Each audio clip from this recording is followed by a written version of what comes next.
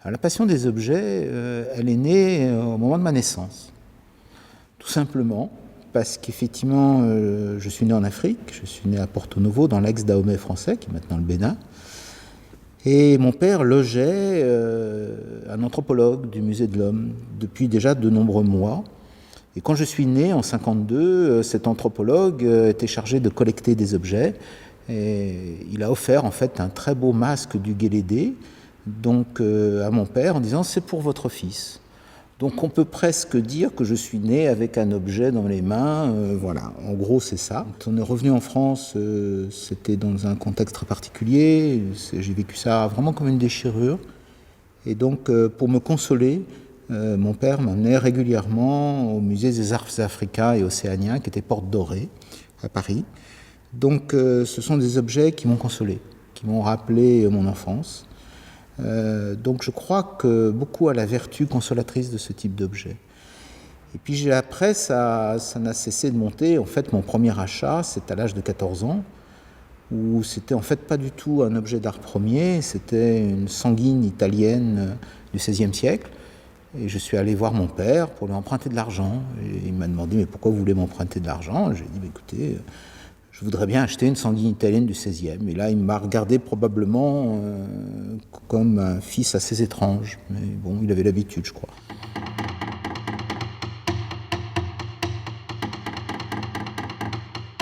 Les objets d'art premier, en fait, je vis en permanence avec. Alors le problème, c'est justement éviter parfois l'envahissement.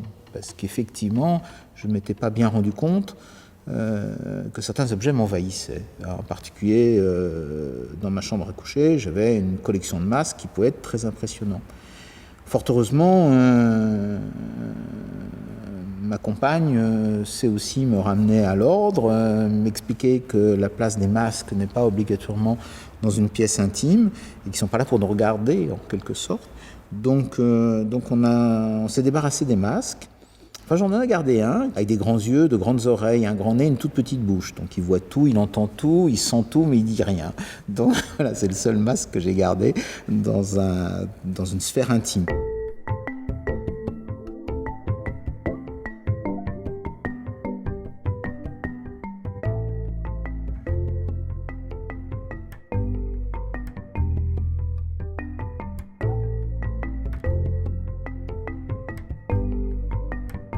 Je suis en Afrique, mais je préfère les objets océaniens.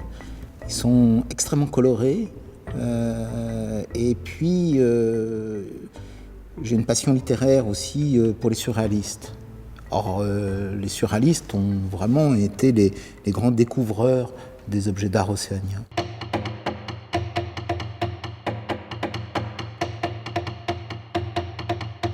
Je suis collectionneur en partie, amoureux d'objets beaucoup plus. Chaque objet est un récit. Chaque objet, je dirais même presque pour certains, est une épopée. Donc un tambour comme ça, il vient du sépic, bien sûr, mais il nous dit plein de choses. Il nous dit plein de choses sur une manière de fonctionner, il nous dit plein de choses. Sa voix nous dit quelque chose.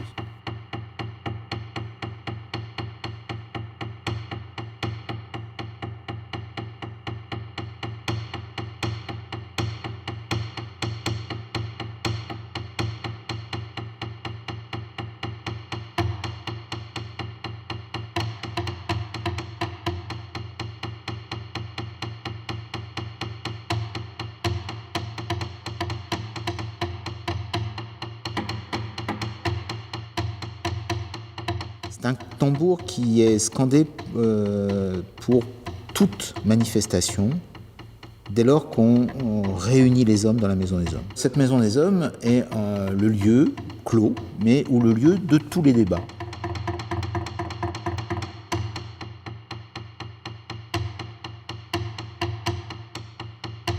Ce tambour nous a parlé. À un moment donné, il y avait un son très métallique. Et pour moi, dans ma tête, c'était la voix des jeunes guerriers qui voulaient effectivement, qui discutaient d'une exposition punitive. Il y avait un répondant qui était une voix beaucoup plus grave. Et pour moi, c'est effectivement celle des anciens du village, dans la case de la Maison des Hommes, qui sont là pour apaiser un petit peu, pour expliquer quand même que toute expédition punitive peut être aussi le début d'un cercle et d'un cycle totalement infernal. Maintenant, il est entre Rhône et Saône, il a encore des choses à nous dire. Il n'a plus de choses à dire aux Papous, sinon il n'aurait pas vendu, mais il a peut-être des choses à nous dire à nous, Lyonnais. Donc il faut l'écouter.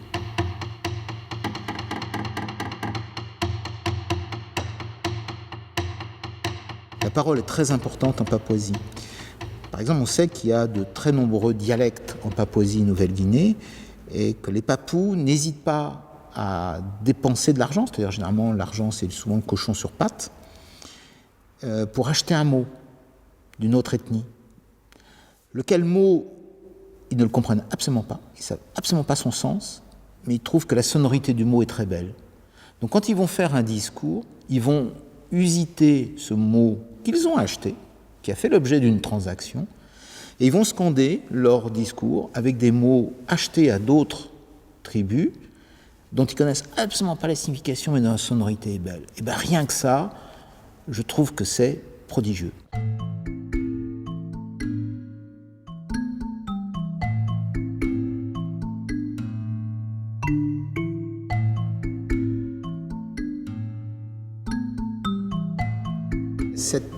Cet objet qui est en fait une écorce peinte de l'ethnie Abelam, donc en Papouasie-Nouvelle-Guinée. Et en particulier, les Papous aiment beaucoup utiliser ce type de peinture pour accompagner une histoire. Soit l'histoire de tout le village. Dans ce cas-là, ils font parfois des grandes sculptures de bois qu'on appelle des storyboards, qui racontent toute l'histoire du village. Il y a aussi l'histoire d'un individu, c'est-à-dire qui peut être fait soit sur une plaque de bois, c'est un storyboard moins important qui raconte en fait la vie d'un homme, ou une écorce de ce type-là qui raconte aussi la vie d'un homme. Et quand cet homme est décédé, eh bien, on va ranger ce storyboard dans ce qui correspond un peu au grenier de la maison des hommes. Et quand son nom va surgir à l'occasion de telle ou telle discussion, on va sortir cette écorce, ou on va sortir cette plaque de bois sculptée pour se remémorer complètement ce que cet homme avait fait, avait dit et quel était le sens de sa vie.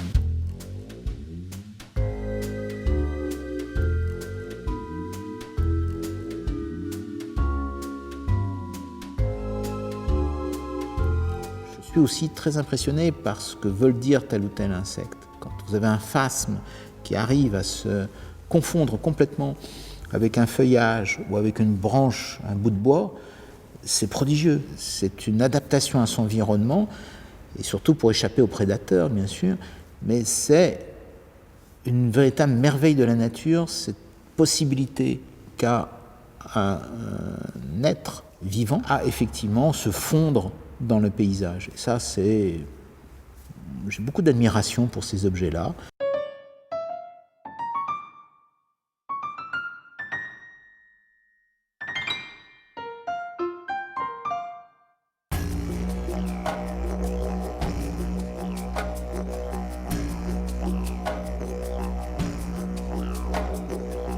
Le musée des Confluences possédait une monnaie, qui est une monnaie à partir de feuilles de palmier. Je possédais la planche à billets. Donc j'ai offert la planche à billets au musée des Confluences parce que j'estimais que, d'abord, je n'ai pas une âme de faux monnayeur, donc je pense que ça complétait la collection du musée des Confluences. Mais pourquoi on rigolerait d'une monnaie faite avec des palmes? Enfin, au jour d'aujourd'hui, la finance qui joue sur des petits deltas mathématiques à coup de quart de seconde d'ordinateur, je trouve ça beaucoup plus délirant que finalement échanger avec des feuilles de palme imprimées avec une très belle planche en bois sculptée. Ça me paraît beaucoup plus raisonnable, à la limite, que le petit delta mathématique qui va faire transférer des millions, des milliards de dollars dans une tuyauterie.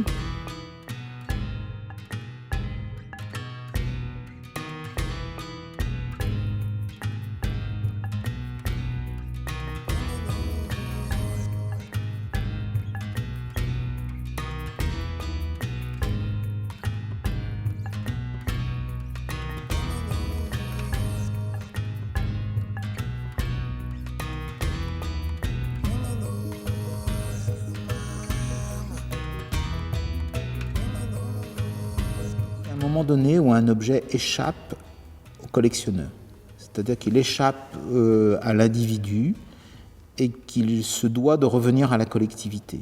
D'abord parce qu'il a quelque chose à dire aux autres hommes, et ça dépasse les 4 murs de l'espace privatif, clos. Enfin, c'est ma manière de fonctionner et de penser. Quand on offre un tambour, comme celui que j'ai offert, c'est un objet qui renferme la voix des ancêtres papous, mais aussi peut-être des nôtres. Après tout, il faut le faire jouer. Et d'ailleurs, dans le principe de donation, j'avais demandé un petit codicile, c'est que ce tambour joue. Alors qu'habituellement, on va mettre un tambour comme celui-ci, du 19e siècle, quasiment sous cellophane, et on va l'empêcher de jouer. Ça m'aurait paru totalement insupportable. Alors, j'ai un rapport amoureux avec les musées. C'est un endroit que j'aime éperdument. Vraiment, je suis amoureux des musées. Ce sont des endroits qui m'ont structuré. Ce sont des endroits qui ont été bienveillants avec moi. Donc j'ai un rapport totalement amoureux avec les musées.